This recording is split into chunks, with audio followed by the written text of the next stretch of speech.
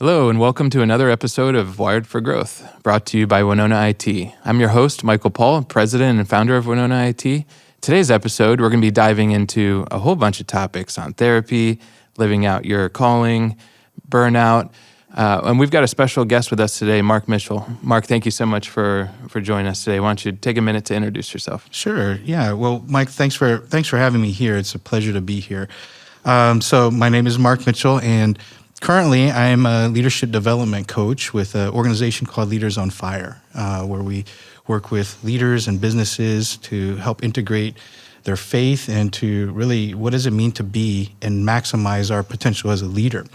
Prior to my coaching, I've been a therapist for over 23 years, everywhere from partial hospital to inpatient to working in school systems to community mental health and eventually running my own private practice in counseling as well. Wow. Yeah. So on the family side, I've been married for 22 years now to my wonderful wife, Jennifer, and we have two teenagers. My son, Jordan, is 18, about to graduate high school, and my daughter is just about to turn 16 next week. So wow. Got a lot of big things to celebrate this year. Yeah, that's great. Yeah. That's great. So you use the word therapist and counselor. Would that be relatively synonymous, or is there... They would be the same. Yes. Okay, great, great.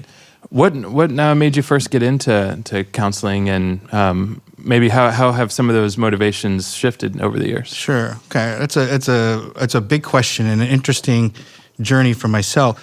I think with counseling, part of it taps into a deep essence probably of who I am, right? So even growing up, I think that even in my family, I was kind of I played a mediator role at different moments, sure. at different times. Always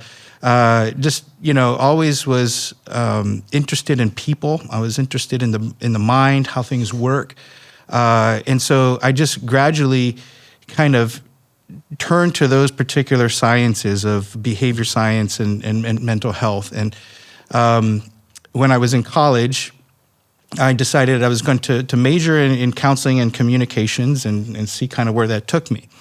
And where it took me, I grew up in Hawaii. So where it took me is I went back to Hawaii, and I was a jet ski instructor after college, and picked up tours from hotels, and then took them out, and I had no direction. I did not know exactly where I was going with it, and I had some connections here in Indiana, and they had called me and offered me a job. And it was a community mental health role, and I was in that stage of really, what am I doing with my life? As in that moment, and so I thought, well, I'll give it a shot, and if I enjoy that field, well, then I'll maybe continue, my education and continue that path. If I don't like it, I'll come back and work construction, surf and. That was kind of the options that I was weighing out there. So when I got involved into the field of counseling, I started out working in partial hospitalization. It's dealing with people who suffered from chronic mental illness, and we ran groups and did some individual counseling, but it was more of a group work. And I enjoyed the people I worked with. I enjoyed being able to help others. It was kind of energizing to me. To make kind of a longer story short, I decided that this was a field I was going to pursue deeper, and then went on to continue my education and pursued a master's degree in counseling, and kind of just opened up broader and more doors for me to get involved. Great. And to eventually working in residential settings, in the school setting for about 16 years, and then doing my private practice as well. Great, so, great. Yeah. 23 years is quite some time to be doing that. It's a long time. I hear that mental health professionals, they tend to say, or I guess it's something that's kind of come to light more recently, is it's a pretty underappreciated profession. Have you felt that way over the 23 years that you were serving people? That's yes, in some capacities. I think in entering into the field of counseling, it's not this I'm entering in and riches follow, right? It's not. It wasn't a high paying position. It comes from a calling, and I think that I think that if I was doing counseling for any other reason, you would not last very long in doing that field. It had to be something that you connected to a deeper purpose and a passion for it. It's interesting, is it undervalued or underappreciated? I think that society sometimes has a stigma to what it means to go to therapy, to see a counselor.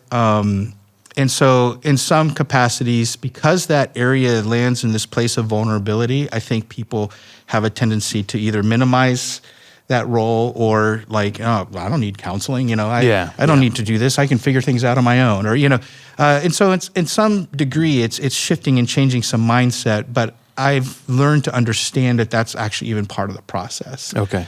When working with kids, especially in the school system, initially some of them wouldn't want to come to counseling. And I actually loved when that was the case, because I would tell them, or I'd tell their parents or some degree, if he can agree to come to one session and just see if it's something that he'd be willing to attend or come back to, And in that one session, it's really about building relationship. Yeah. And so when someone, maybe comes in with an undervalue or not necessarily looking at the importance of counseling, it wasn't something that pulled me away from it. I actually kind of moved into that a little bit because I understand it. And so when we can build relationship and make that comfortable, I felt it more, part of the calling is to help people understand the value and how it can actually improve life. Sure. Does that make sense? Yeah, certainly. And I think some people think of therapy as just, talking through maybe some issues or some struggles, but you're actually equipping people with tools, with methodologies to help them really truly deal with some of the issues at hand that they might be struggling with. Can you talk a little bit about that? I mean, I think a lot of people have a total misconception of what it's even all about. Well, it's all of the above, right? So when we look at therapy, a lot of times people come to you in therapy because it's hit some point in their life where there's a crisis, right? Yeah. In fact, if we look at even some of the statistics in marriage, for example, in couples counseling, couples have a tendency to wait 7 years longer than when they should have probably gotten into therapy. Wow. And I find that pretty true, and I can see that pattern happen. But sometimes we have to be ready, and it takes a crisis sometimes to get people to say, let's enter into that, right? And so I think that in that, it is really about helping people understand the trauma, understand, some of the circumstances. What are the narratives that those events in their life took place? What have they started to believe about themselves? And it really is about helping and teaching some of those techniques. I was really interested in helping people, teaching people those techniques. So I had a way of doing therapy where I gave homework and I gave different elements for people to continue to kind of do that reflection and that work on themselves. And then sometimes those sessions would be me listening. It would be because what they're needing in that moment is they're needing someone to hear them. They're needing some empathy. They're needing some understanding in that. And so in that case, even in the talk aspect of that or the conversational component of therapy can be beneficial. I think it's about creating that safety and a non-judgmental atmosphere for people to be able to come in and be vulnerable and sit with them in that space. Yeah. I've been doing a lot of reading recently, and a lot of these articles I'm reading about is almost pitches burnout as sort of an inevitability for counselors after doing it for a certain period of time. I don't know if that's a little bit of a narcissistic view, or what would you say about that? Well, burnout happens in every profession, certainly, right? When I think of burnout, I think of that emotional, physical, mental, just exhaustion, that sense of feeling overwhelmed. We can lose kind of that sense of who we are or the purpose of what we're doing in our work. And, and I think that obviously across the board happens in every profession. In therapy, I think that there is a unique element there. I think that just the nature of the work that you're doing, the intensity of some of the crisis or dealing with trauma on a consistent basis. For therapists, it's incredibly important to maintain, as it is for everyone, really healthy ways of having self-care to Sure. be able to kind of absorb that. And sometimes, that becomes harder depending on, what field and what area you're working in. But it certainly is a powerful and hurtful place to be when you've hit that place of burnout, for sure. Yeah. Mark, you've recently transitioned from counseling more into coaching.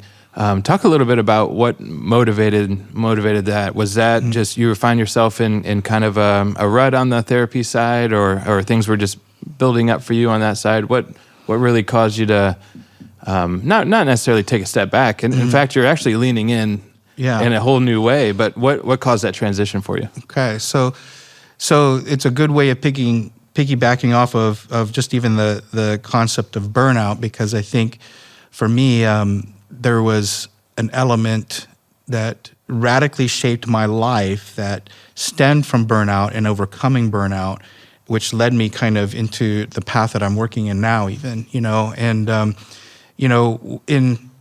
in my field, and especially in working in the school systems, you deal a lot with, suicidal behavior, suicidal ideation, and even, dealing with, at times, people actually following through. And that has always been probably one of the tougher parts of the job, because you see people making such a final decision over something that ultimately ends up being temporary. They just don't see any hope or any light in that. And so in that, there's this crucial role as a therapist that you get to play in trying to help people understand really, truly who they are and the significance of who they are. But you can't always control that. And there was a consecutive series of events that took place that probably opened the door to coaching for me.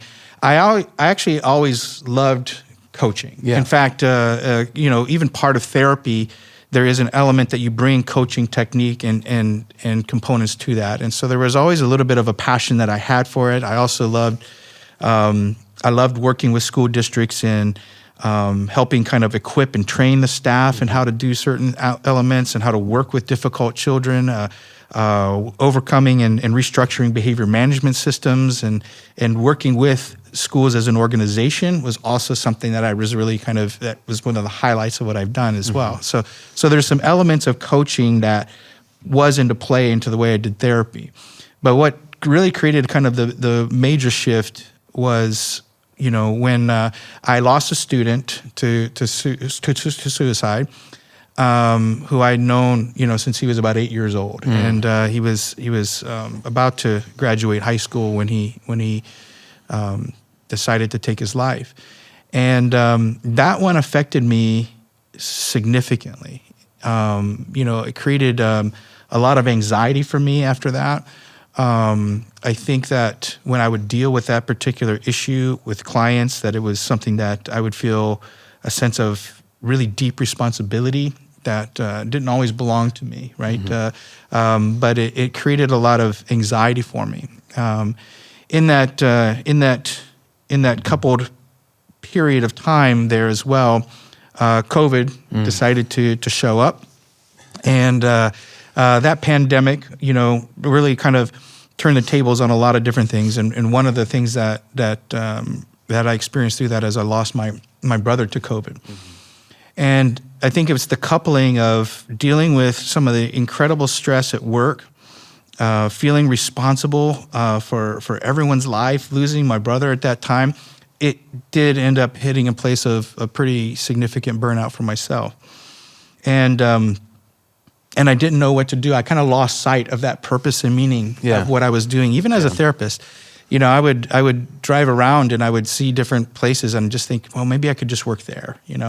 I got to the point I would walk into a gas station, and again, nothing to disparage anybody working at a gas station, but I would walk into there and I would think, I could probably work here. I just lost this drive and this guidance. And so for me, faith is a big part of my life. And so it really was diving into a lot of prayer. I got into counseling myself to help kind of manage some of the anxiety. And then I created a routine for myself that helped overcome these narratives that were these false narratives that kept playing, and the anxiety that kept playing. And it really began to be searching for what is my identity? Who do I want to be? And it always came back to, your calling is to be a light for people. It is to help people in every capacity that I can. But there was something urging in me that was thinking, there might be another capacity here for how I can actually be a light to other people. And coaching just kept coming up in my mind. And through a lot of prayer, consideration, support from my wife, that's when I found out about the Institute for Professional Excellence in Coaching, or IPEC, and decided that I would go and explore their program and become a professional coach as well. And I think that as I started learning the true elements of coaching and what it meant, and actually walking through the process myself, it was so healing for me. I think that when I started applying those coaching practices that I was learning to myself, I began to see myself clearer. Mm-hmm. I began to see others clearer. I saw God in a more clear way. I always tell people it didn't change my theology about God, but I actually got to see it. Just helped put this clarity of who God is and His calling in my life, and these principles were just life-changing for me. And I began to actually bring some of those techniques and those coaching techniques even into therapy. And when I was working with others, it actually renewed a desire in my therapy practice, because I was watching people as they were also utilizing some of these same practices that I was helping teach them, that their progress would start happening much, much quicker. That's great. And so it just became more and more clear that this element of coaching is a true calling. And so I opened up a private coaching practice as well. And I would see clients for coaching and doing therapy simultaneously for quite some time until kind of connecting with Leaders on Fire. And so now we're developing an amazing coaching program to help leaders in businesses. And I couldn't be happier in that space. Yeah, that's great. Yeah. Well, first, thank you for sharing your story. That's a very personal story, and appreciate you sharing that. If you were to kind of zoom out from your personal experience, what do you think are some of the biggest contributing factors to burnout in the counseling and therapy profession, kind of at large? Yeah. Wow, it's a good question. I think some of the biggest contributing factors is probably the lack of self-care that can occur, and establishing even those healthy boundaries with work and at work, right? How many clients are we seeing, on a weekly basis? I think if you're seeing too many clients, you can easily experience that sense of that overwhelm at times. But also, how are you channeling all of the energy that sometimes you do take and you do receive in those counseling sessions, and how am I managing them outside of that, right? And so I think that's another probably unique component to the therapy aspect of what contributes to burnout, is you are sitting in the crisis with people on a daily basis. Right. And when you do that for years on end, it's very, very important that you have healthy ways of coping with that. Yeah. And that's where I probably see, when we develop our unhealthy patterns of coping, the reality to it is it doesn't really help resolve any of it. Okay. And so it's just kind of overcoming those mental challenges from the burnout, right? Why am I feeling so overwhelmed? What are those areas in my life that aren't balanced? And how do I get that balance? And where I see a lot of times that continue to keep people in that state of burnout is they don't see the option of putting that balance in there. Yeah. It's like, well, I can't do this. I don't have the time to do this. Or I can't change and shift my job, or I can't take time off. I have to do too many things. So I think it's we begin to create those beliefs in our mind that keep us in a perpetual state of overwhelm. And then how are we then coping with that? With the outcome of that, right? Yeah. So if I'm starting to drink, or I'm starting to move into other ways that are more unhealthy, well, then there's a recipe there for burnout that it's going to overcome. Yeah. And as part of your shift to coaching, being able to leverage your experience and the tools that you've learned, but perhaps getting less involved in those types of situations that just mount so much over time. It's very active, but you're maybe one step behind those crisis situations, if you would. Is that one of your thoughts in getting into coaching more and more? Well, so the difference of therapy and coaching, I like to kind of help people kind of explain this a little bit. So with therapy, we do a lot of work in the past, okay. right? So when someone is coming in for therapy, they're typically coming in a place of crisis, and that doesn't mean that people aren't coming to coaching in a place of crisis either, right? Because sometimes I don't know what to do, and so we find a coach or we find somebody, and there's nothing wrong with that. It's actually a good avenue to help as well. But with therapy, the process is mostly we are working a lot in the past. We're working on healing those wounds. Okay. We're looking at how do we really truly change that.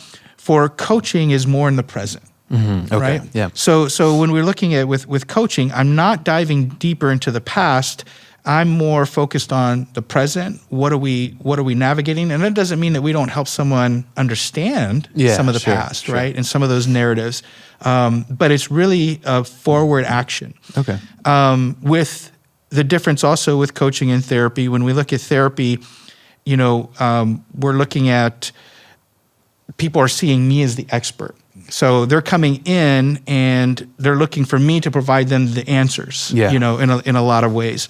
Whereas coaching, we view the client as the expert, right? The answer lies within you. Mm-hmm. And so my job as a coach, as a good coach, is to help you connect to those answers within yourself. Got it. Right? Now, that process can work in therapy. Sure. Right? Sure. And I've seen it, and that's what I'm saying. Like when we start to begin to empower people to be able to see their abilities to heal, it's amazing what that can do. But with coaching, it would not be appropriate for me to, well, now let's go into that. Let's talk to me about your father, talking about all these other elements and how do we heal that. That would be more on the therapy side of things. Got it. Does that make sense? Yeah, it certainly does, yeah. As I was doing some prep for this, I read a quote where somebody, I believe they were a therapist, said, my struggles in the profession came when I found I was giving a piece of myself to all of my clients that I could never really get back, and it just mounted over time. Would you agree with that? That's a certain risk in the profession, and maybe you could share a time when you felt like you were giving a piece of yourself you couldn't get back? Sure. I would say I definitely agree that it can be something that's there, right? Have I felt that way before? I think that for me, that process shifted a little bit different. I think the giving of myself that I felt maybe I wasn't able to come back to, it was my own problem getting in the way, right? Okay. So for me, if I started feeling like I'm responsible for everybody else's decisions. Yeah, okay, sure. Right? I'm responsible for their treatment. I'm responsible for their success. That's a really risky place to be because I'm not. Right. It is really up to the individual or the couple that I'm working with. You really have very, very little control at the end of the day. You don't, right? Yeah. Exactly. So for me, that was something that I had to shift and change. And that was a process of just really understanding that I'm not responsible. What I'm responsible for is helping be a light here, help them to see clearly, but I can't make them see clearly. Mm-hmm. I can't make them do the things that they need to do, and to be at peace to some degree with that, right? That that's going to be for them to decide on how they use it. If you're giving a piece of something that you feel like you can't give back, then I would say you're definitely in that place of burnout or getting close to it. Okay.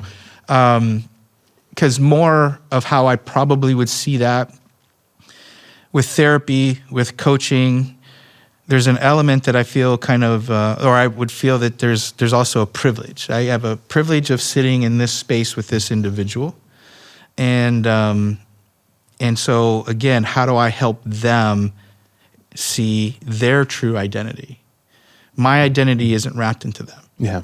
Right? Yeah. How do I help them see their true identity to honestly overcome or see their potential or empower them, for healing or to accomplish the goals that they're trying to do, So that's probably more how that process works for myself. Okay. Mark, you mentioned working at the schools and working with a lot of teens. I'm curious, especially in light of what you shared with kind of that risk of teen suicide being such a major deal. How did that shape your perspective of life and responsibilities? How did that shape you working with kind of that age group? Yeah. Well, it's done a lot. It's shaped a lot, actually. When I think of working with, first of all, I loved working with kids that are more challenging, more difficult. I actually loved working with those kids. There's something that I could relate to them. There's something that also the ability to be an adult in their life and speak life into them, to provide a place where they felt safe. Like that just was the biggest honor I think that I could have in that. How did it shape my view on humanity? The way I see it, it didn't put me to a cynical place of humanity. Okay. I think from my perspective, I think humanity, there's something beautiful about it.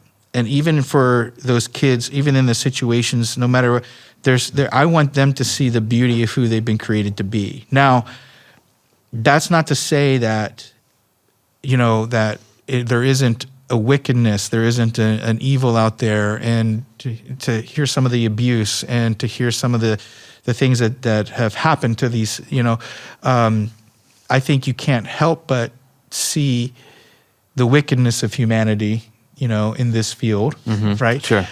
It's similar as we look even around the world when we see horrible atrocities or these things, and it's just like, man, I can't believe that we can be, that humans can have that capacity, right?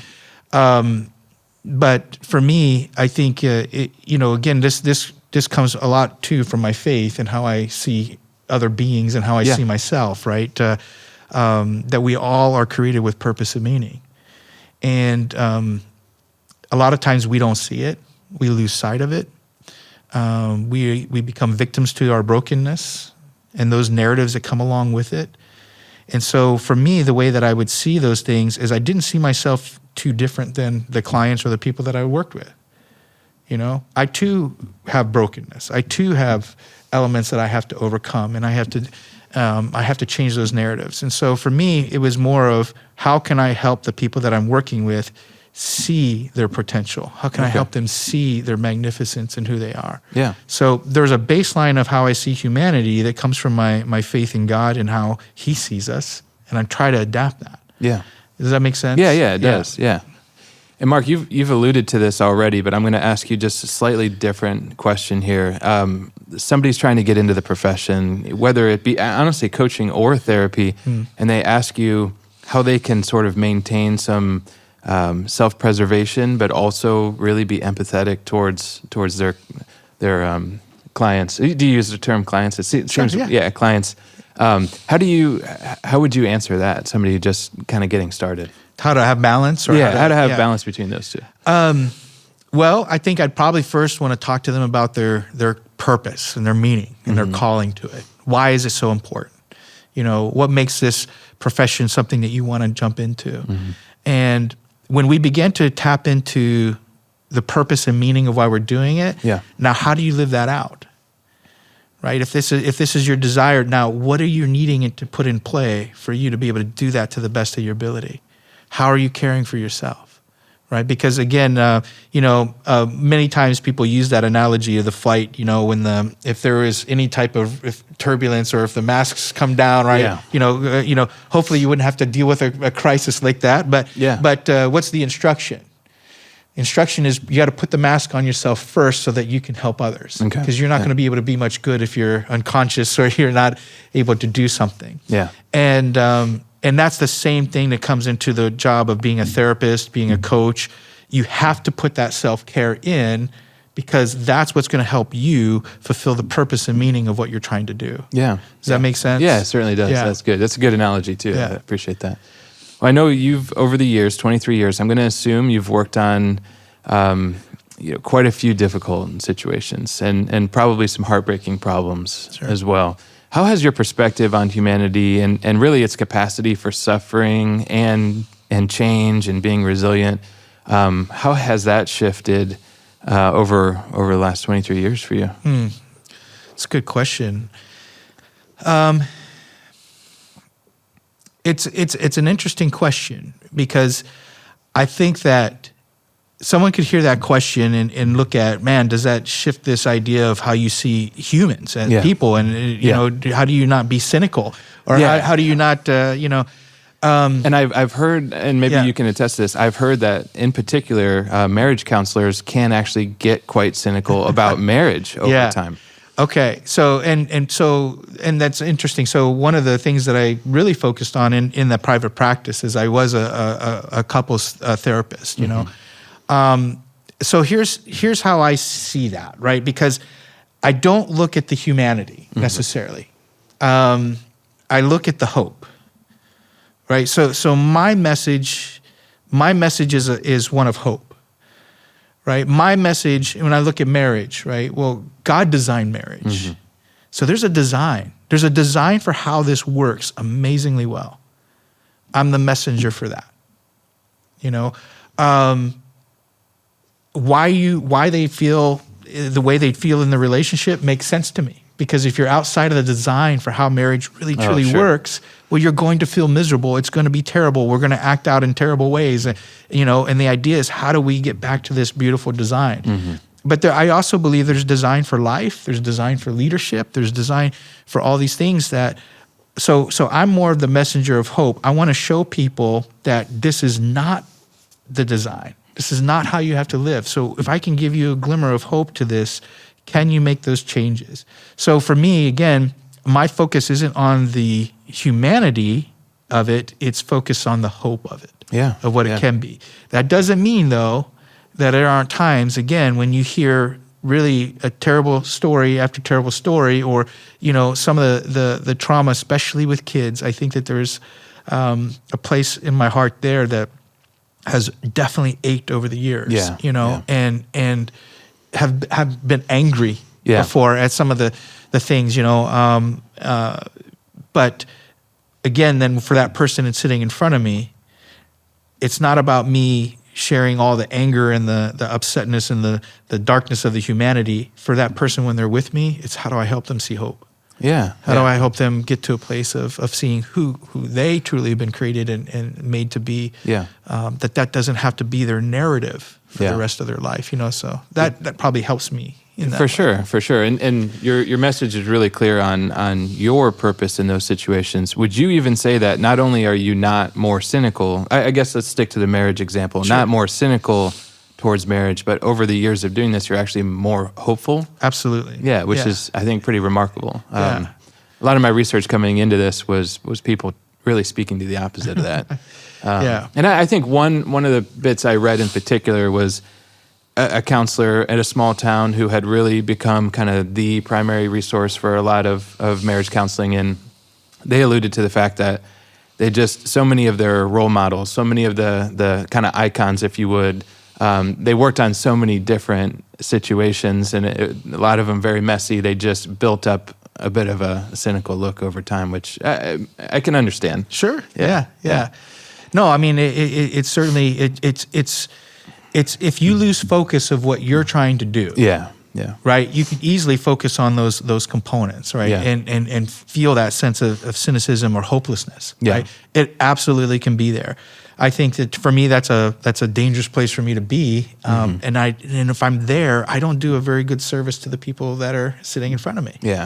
When they're in front of me, I want them to feel that sense of hope, because there is. My calling into doing marriage counseling was birthed out of my own struggles in my own marriage. The first couple years of my marriage, and my wife would attest to it as well, they were pretty disastrous because we weren't doing it the way God designed it to be done. And we experienced an absolute ache and pain. And it was out of a desperation and getting on my knees and saying, God, if you designed marriage, this can't be it because this is awful. You need to show me the way to do this. Yeah. And that then sparked my desire to pursue what is truly a God-given healthy marriage. And as I began to dive into that and got trained, I'm a Gottman trained therapist. I really connected with their methodology and how their research and what they were able to see. And as I began to start applying those principles then in my own relationship, and I saw, man, it changed. Yeah. It brought so much hope in healing in our relationship. So I've experienced both. I've experienced the ugly side of marriage, and I've experienced when we're in God's design the beauty of it, right? So how can I sit there then with somebody else coming in and they're experiencing the ugliness of marriage, and what I would be able to tell them is like, hey, I got some good news. That's not marriage. Marriage is something else. Let me show you what that is. Here's the hope for it. Now let me teach you. Let me teach you some skills on how to get there. You know. So that's kind of I have to see, you know, my own brokenness, right, and become in tune with it individually as well as in my marriage, and then that helps me see my brokenness in the people also that I see. My brokenness is not more broken than yours. It's different. Oh, that's great. Right? Yeah. And so I needed hope. I needed salvation. You know, I needed to experience a deeper sense of purpose, and I've been able to do that. So now I get to be able to share that with you. Yeah, that's great. Yeah. I'll piggyback off this exact point here. What would you say are maybe a couple just non-negotiables that have really solidified in your mind over time as it pertains to a strong marriage, or even just a really strong relationship? Yeah. Well, that's man. There's so many factors. Let me try to narrow it down to if you want some big ones, right? So, because I do see things as a design. You know, we have a God of design, and so when I look at marriage, I see there's a working and there's an inner working that makes that successful. And probably some of the biggest issues coming into in my line of work with couples. There's an inability to communicate or be able to understand one another. And then the way that they try to communicate actually creates a lot of defensiveness and creates the walls, and we don't get anywhere, right? And it can be a very hopeless feeling. But most people desire that need to be understood and to be able to be seen. And so I think one of the elements, if I was to look at how much does our relationship contain that element of, do we really feel like we've understood each other and can resolve that? And how do we move back into a place of reunifying our closeness and our connection? You know, I also think that when conflict has gone unresolved for a long time, it creates a narrative that we see our other person through a really negative lens. Oh, certainly. Yeah. You know, and probably one of the biggest lessons that I learned in my life, right?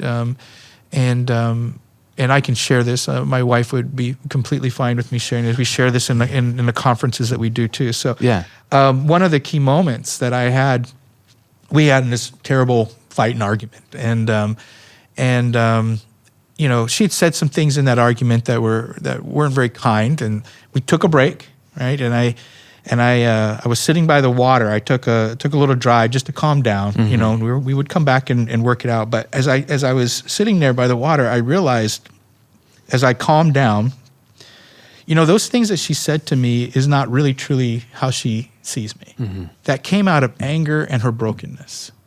Do I want to hear that broken message and believe that? Or do I want to believe the message that she's told me more than, you know, more than I can count, that she loves me?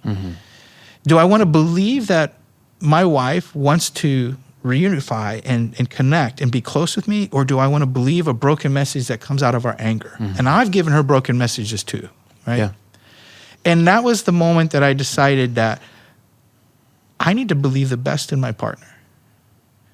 And it brought me back to her, right? And as I believe the best in her, and she believes the best in me, that brings us to this place of wanting to reunify, because we know this argument or the things that we do, maybe in our sinfulness or in our anger, That's not the true message. Mm-hmm. The true message is that we do love each other, that we want to have a relationship with each other.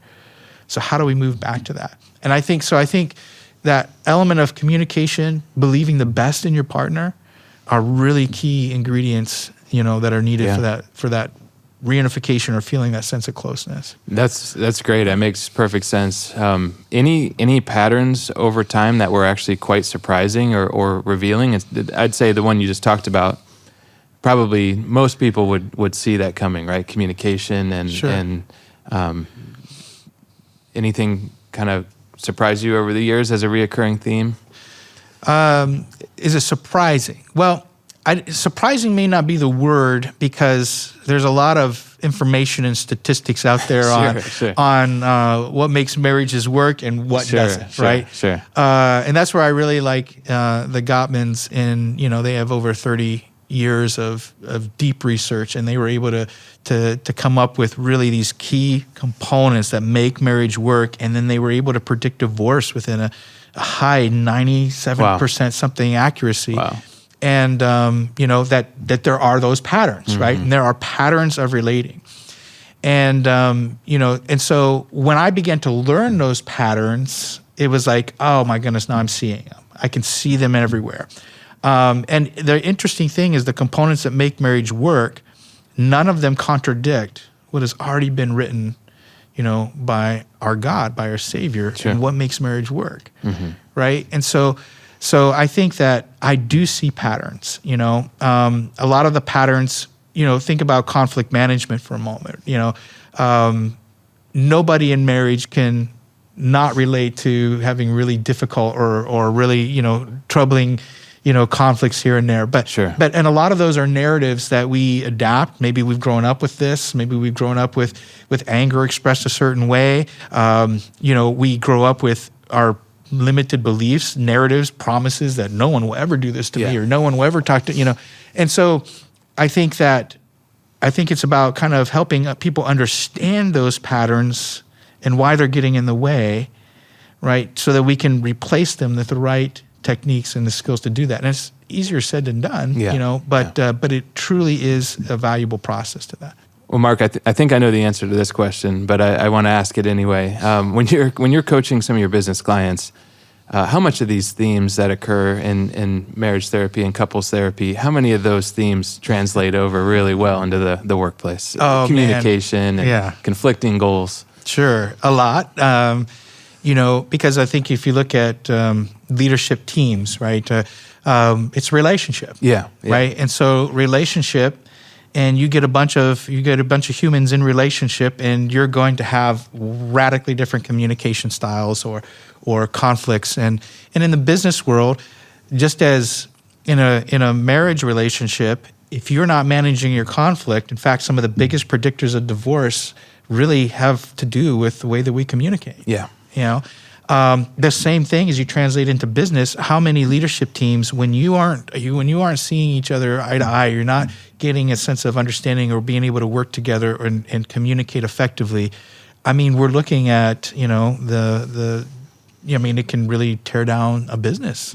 I've seen businesses even completely divided by that. A lot of hurt relationship through that. So the issues in relationships certainly translate into kind of that business realm, and learning effective communication with your leadership development team is crucial to a business running to its optimal level, just as communication is helpful to a marriage in that same regard. Okay, great. One of the questions that I was really curious about is kind of a two-part question here. How did you measure success for yourself when you were providing more of the individual and couples therapy? And then what does success look like on the business coaching side of things? How are you kind of benchmarking you're making progress or providing value back to your customer? So how I measure success is different right now. Okay, and this has been a process for me to really understand what it means to be successful for myself. And success for me, when I'm and as long as I'm adhering to this, now it doesn't mean that I don't stray from this idea. Sure. But when I stray from this idea, I actually get really confused. Okay. So when I look at what provides me the most clarity and confidence in what I do and creating success, it's when I'm attached to purpose and meaning within myself. You know, the moment I start thinking, well, my goodness, you know, I should be making this amount of money, or my business should have been successful like this, or I'm looking at somebody else and say, well, why am I not doing, you know, why? If I'm measuring it to the comparison of other people or other situations, I lose clarity every single time I do it. Okay. You know, so for me, success is, man, if I'm living out the calling and the mission that I feel God has put on my heart, if I'm connected to my purpose and meaning, that's going to be success for me. It's going to be success for the client that I'm working with. Mm-hmm. It's going to be the same way that I'm going to help direct them to finding success for themselves. Yeah. Right? Is how do we connect to that deeper part of living this life to the fullest, to the most abundant way of living it, and it'll be attached to our identity and purpose and meaning. That's great. Yeah. Great. Well, I know we talked a lot about burnout in the therapy world, but let's shift over to the business world. Yeah. What does it look like? What have you seen? How have you seen burnout manifest in the business setting, and maybe what are some of the overlaps there? Yeah. So certainly overlaps. I see kind of the symptoms of burnout being really relatively the same, right? When we look at that emotional, physical, mental exhaustion, that feeling overwhelmed. Yeah. And I find that, you know, especially with business leaders, entrepreneurs, you know, there's a drive. There's a drive there, right? And sometimes it's a struggle to find those healthy boundaries. Mm-hmm. So we're not saying no when we need to. We don't. Time is a big one. Mm-hmm. Time is one that I see come up as a constant. I don't have the time to do this, or I don't have, you know, the way that they view that, or they don't have this work-life balance. Yeah. You know, sometimes people feel incredibly competent in what they're doing in business. Yeah. Right. But at home, life isn't going so well. Maybe I'm not doing well with my wife, or you know, struggling there. And so what happens is I see this we gravitate toward the things that we generally feel successful at, and we try to ignore or steer away from some of those other areas. And so then we don't create that balance of life that's needed to sustain abundant living, right? That leads to burnout pretty significantly. So I see that time management, not being able to balance this idea of family and work in the same in the same world, is being a big challenge. And then again, how do we self-care? Yeah. Right. You know, and so I think, you know, in the business world, it's easier to, you know, when we go to networking or other events, or, you know, there's you know, a lot of drinking, a lot of these other elements that again, and I'm not here to you know, talk down on someone having a drink or whatever it may be, but if that's your way of coping, then you're kind of in trouble, because we're not caring for our body. Yeah. Right. So the very thing with burnout, we look at emotional, you know, physical and mental wear and tear. Same thing is, how am I emotionally feeling myself? How physically am I taking care of myself? Mm-hmm. Mentally, what am I filling my mind with? Right. So if those things are lacking and we don't have balance, well, burnout, you're looking at that is the recipe for it. You know, that makes sense. Yeah. I'd be curious, how would you kind of define a truly transformational leader? And I'd be curious how your background, especially in therapy, really informs that definition. Okay, that's a great question. Let me start with that. I believe everyone has leadership capability. There's a leader within all of us, right? So how do you want to lead? Mm-hmm. And some people lead amazingly, some people don't. Some people completely, I don't want to have anything to do with that, right? Because they're not connected or in tune with it. Sure. When I think of a transformational leader, I think of someone who, in essence, embodies what it means to live it with integrity, right? A servant leader, right? What does it mean to lead by example? that there's some level here. When you have a good leader and you want to follow someone, they're doing things and they're living their life. They're communicating in a way that you're like, man, I desire that. I want to be that. I like that, right? That's when we're in tune, I think, to that element of being a true servant leader. I think the concept of how much do we really truly care and see the people that we are leading, that translates. So where is their mind set to? Because if it's set to the idea of, well, let's just look at it, if it's just set to profit generation, right? Well, then I'm going to lead through that, and that's going to be my filter. Well, what happens then when it's working with your people and walking alongside them, right? Yeah. How do I relate to that? How am I communicating? So essentially, I think when we look at a transformational leader, it's someone that embodies true, authentic servant leadership that make you just desire to follow. You want to be around them, right? You look forward to the time when they're going to be talking with you, having that one-on-one with you, because you really feel that they genuinely care, right? Yeah. We look at our leadership as a mission. That we look at our business as a mission. That this is a calling. How do we live it out to the fullest? That's great. That's great. You said there's a leader in all of us. There's a lot of people who would say some people are not coachable. I'm sure you've felt that way about people who have come to therapy over the years, or even in your business coaching. What are some of the biggest barriers that prevent people from, I'll say this, at least being perceived as being coachable? And what are some of the barriers that people just refuse to change? What do you see there? So part of the barriers when we look at either coaching or even in therapy, right, is the willingness and the commitment that someone wants to do to make changes, So limiting beliefs, sometimes people believe that they can't change, that they're just stuck. If they're in this victim mentality, it's very hard to pull from that, right? Yeah. And sometimes, but again, you can still be coached from that standpoint.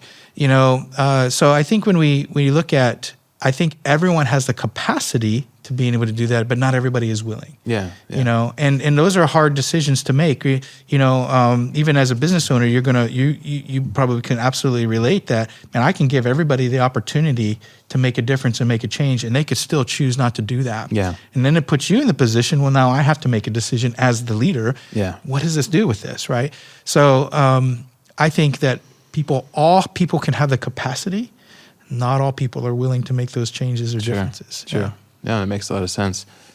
Mark, I don't like to ask a ton of theoretical questions. I like to stick away from those, but I will ask one here, which is, if you could really go back in time and have a conversation with yourself when you were just getting started, either on coaching or on the therapy side of things, what would you say to yourself? How would you maybe do things just a little bit differently? What do you wish you knew on the front end of your journey? Wow, that is a big one. So that's tricky. Yeah. I'll tell you why it's tricky. Because, who I am today is completely shaped by the things and experiences and events that I've gone through in my entire life, right? Yeah. So if I could go back and if I was just to whisper something, I'd probably say, stop worrying. Stop worrying. Because I think what we have a tendency to do is we don't live in our most empowering moment. I think, I've shared with you before when the most empowering moment is, right? Right. And right now. Yeah, right this moment. You sitting there, me sitting here is our most empowering moment, the very present. This is where we decide everything, right? Yeah. Our past is a compilation of narratives and experiences that we've had. We cannot change it. We cannot do anything different about it. So how have we learned from it? How we've grown from it? Yeah. But the future hasn't happened yet. Right. And I would say that I can't even tell you how much life I've spent worrying about maybe what's going to take place in the future. Yeah.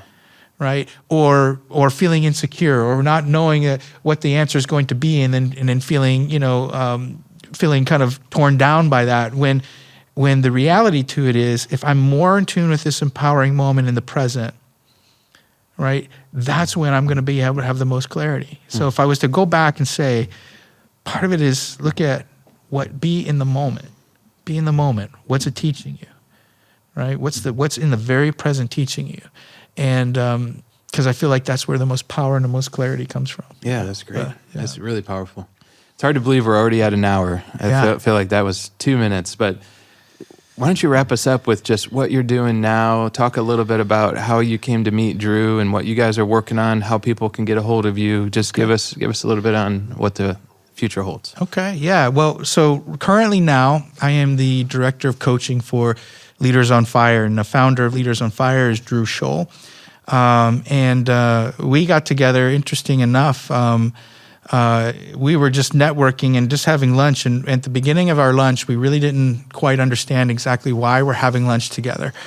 By the end of that lunch, we both truly felt a connection to and calling and vision of what we were hoping to achieve and accomplish. And part of that is furthering the kingdom, God's kingdom. How do we make an impact in the business world, for churches, for schools, for individuals?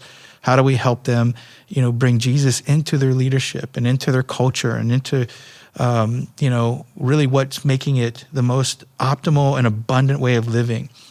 And it was from a calling that we both had separately. When we got together, it just seemed to just line up so well. And so for the past months, we've been putting things together, working together, getting brought onto the things that he's already been creating. We have an amazing online platform.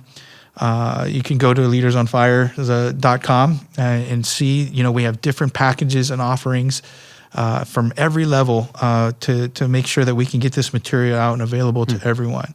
Everywhere from content that you can download and that you can go through solo. We have group work that you can do, to the ultimate areas where we actually provide coaching and walk through and help organizations really transform, their culture. And we're excited about it. That's great. Yeah. That's great. Mm-hmm. Mark, thank you so much for joining us today. Absolutely. Really have appreciated the conversation. Thanks everybody out there for joining us on today's episode. If you enjoyed this episode, please subscribe to our podcast and connect with us on LinkedIn and Facebook.